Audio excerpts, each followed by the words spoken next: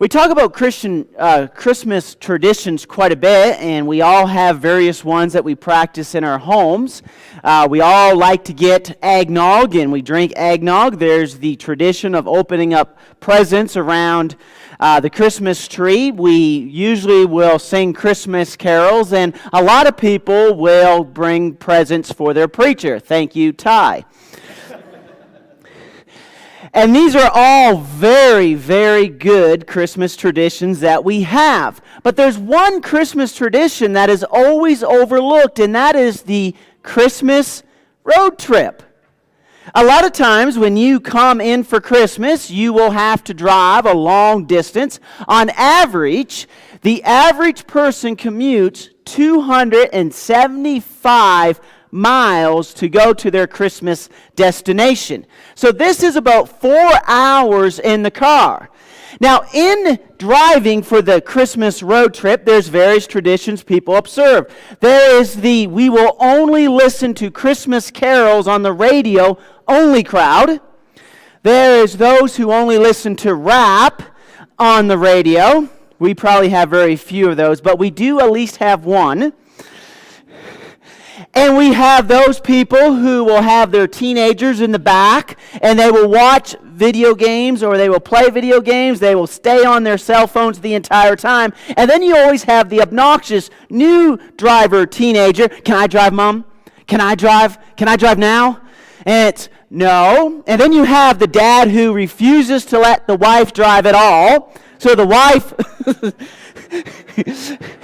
wife falls asleep. And then there's the, how are we going to split up this driving? And there's all this tradition into the Christmas road trip. The reason being is, sometimes we forget because we think it's all about getting to grandparents' house or getting to our family's place, but the journey is part of the tradition as well. You have a journey in Luke chapter 2, verses 1 to 7. And you have Mary and Joseph needing to go to have the child and also to register for this census. Look what it says in our text in Luke chapter 2, verses 1 to 7. In those days, a decree went out from Caesar Augustus that all the world should be registered. This was the first registration when Quirinius was governor of Syria, and all went to be registered, each to his own town. And Joseph also went up from Galilee, from the town of Nazareth to Judea, to the city of David, which is called Bethlehem, because he was of the house and lineage of David, to be registered with Mary, his betrothed, who was with child. And while they were there, the time came for her to give birth. And she gave birth to her firstborn son, and wrapped him in a swaddling cloth, and laid him in a manger, because there was no place for them in the inn. Now this decree goes out, and the decree is from Caesar Augustus. And it is probably concerning taxes, that he is having people come to pay taxes in the various areas. Now, Mary and Joseph set on this road trip, and we think about 75 miles distance that they traveled. We would not think of it much in America, but imagine you're pregnant. You don't like to travel in a car when you're pregnant. So imagine Joseph saying to Mary, "Oh, honey, we need to take a little trip this year, and we need to go about 75 miles, and it's going to take us about 4 days. Oh, sure, that sounds like a fantastic time. I'm so glad. But this is what takes place here. This is a long trip, and they are going. But what is amazing is that God decrees this, and he works through the natural events of the time.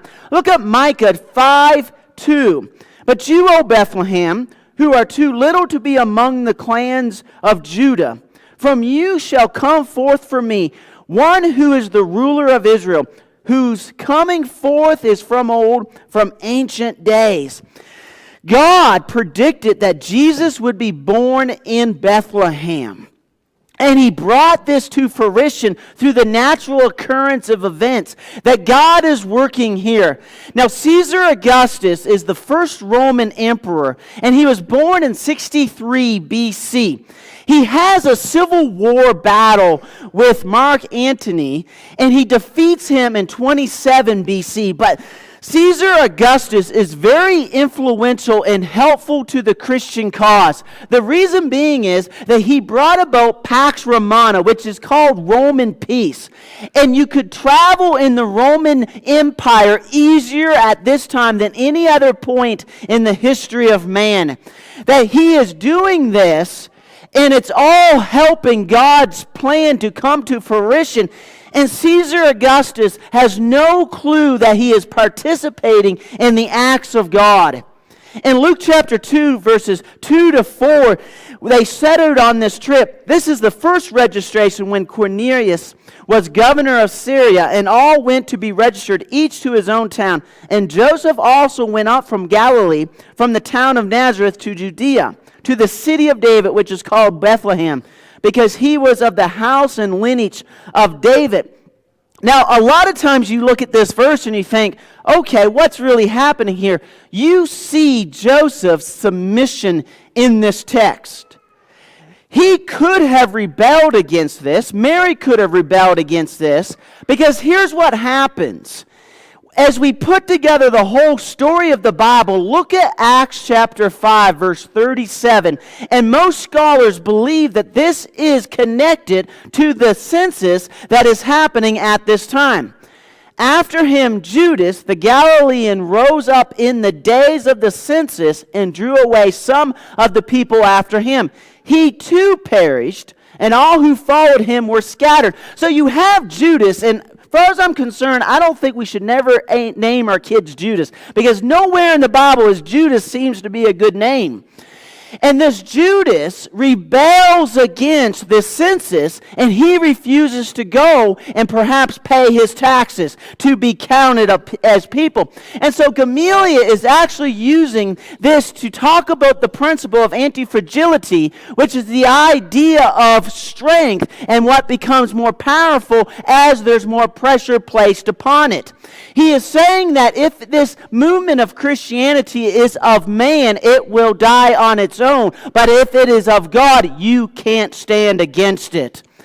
Joseph does not stand against the Roman Empire. He is very submissive, and he does what he is commanded to do, and he does not fight the system. It says something about who he is. At Christmas time, you're going to have all these traditions.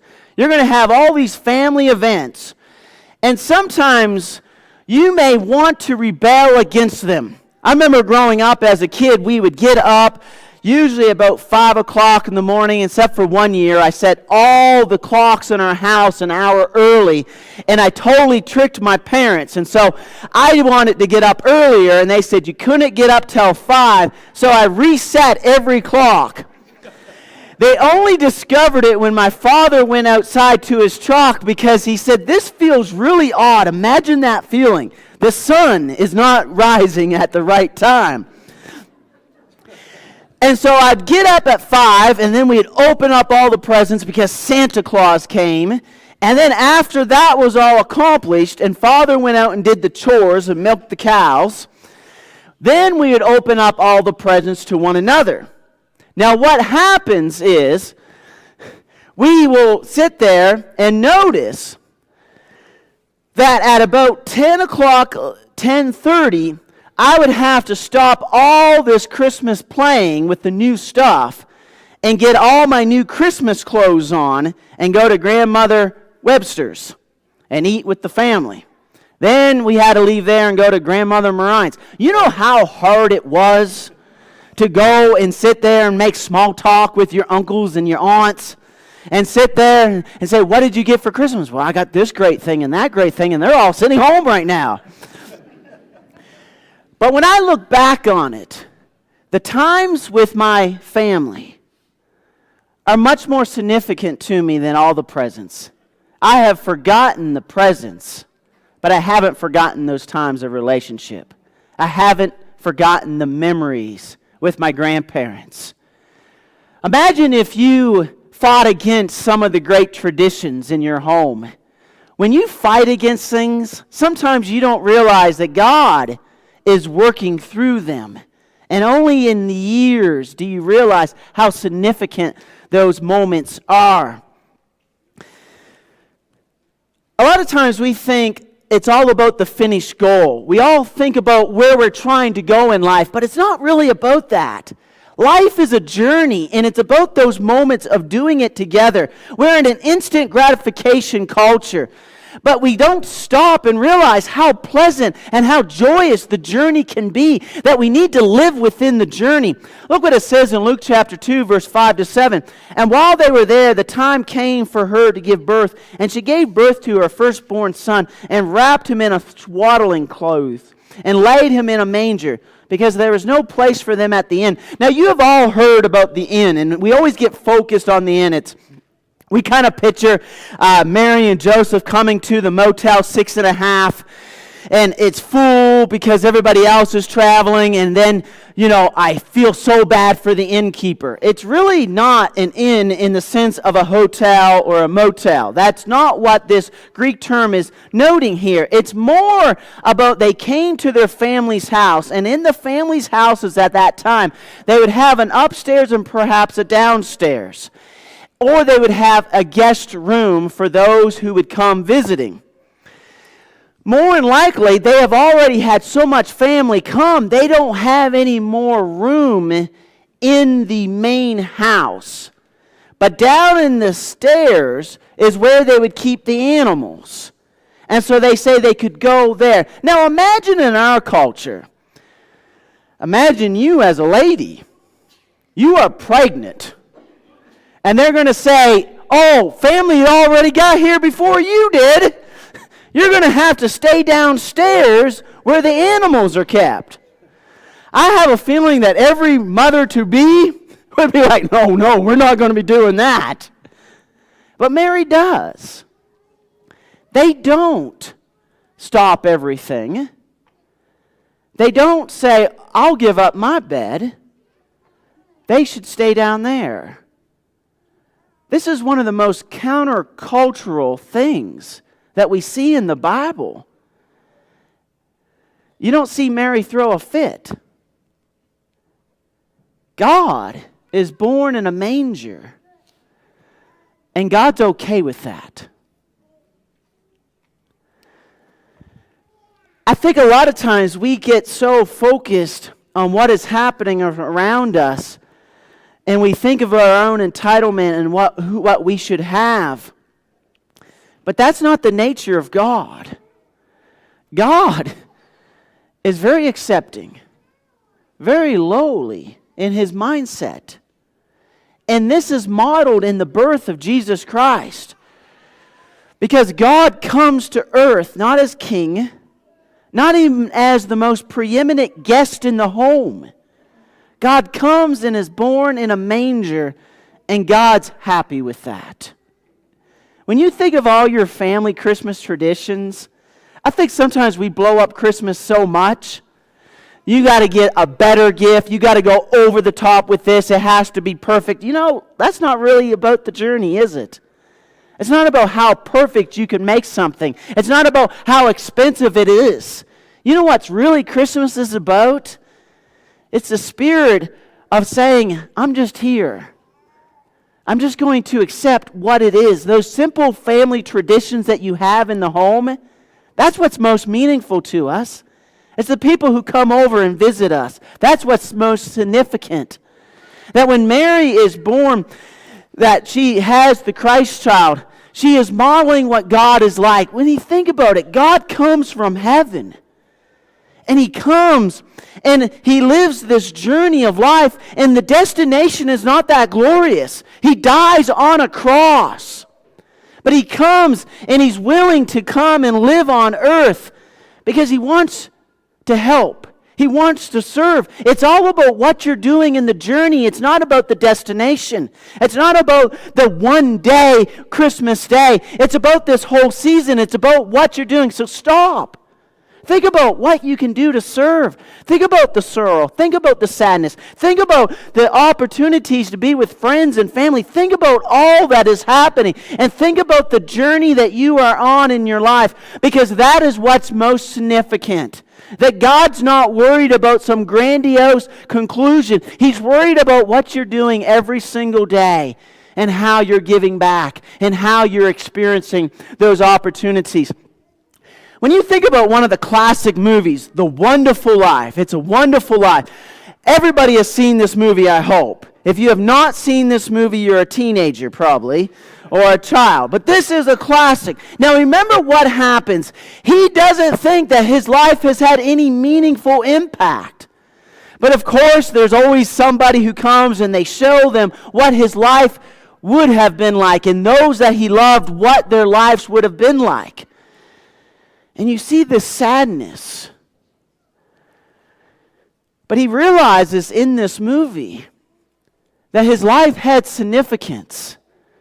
Because all those tiny little moments, all those little tiny opportunities to show goodness and kindness and love, it all added up. It all made a difference to people in their lives. He realized that the journey was worth it. I think that's what we got to realize in this country. We got to realize this as Christians. The journey of Christmas is not so much about one day. It's about a whole season of giving love, of giving presents, of showing kindness, of showing service, of just being there and appreciating that the journey that you are called on and how God is weaving your story is so significant and so powerful to you at this time. You know, God is weaving a journey right now in your lives, and that journey could be, you are wondering, do I need to be a Christian? Should I walk with Him? Notice that Christianity is a walk. It's not so much a destination.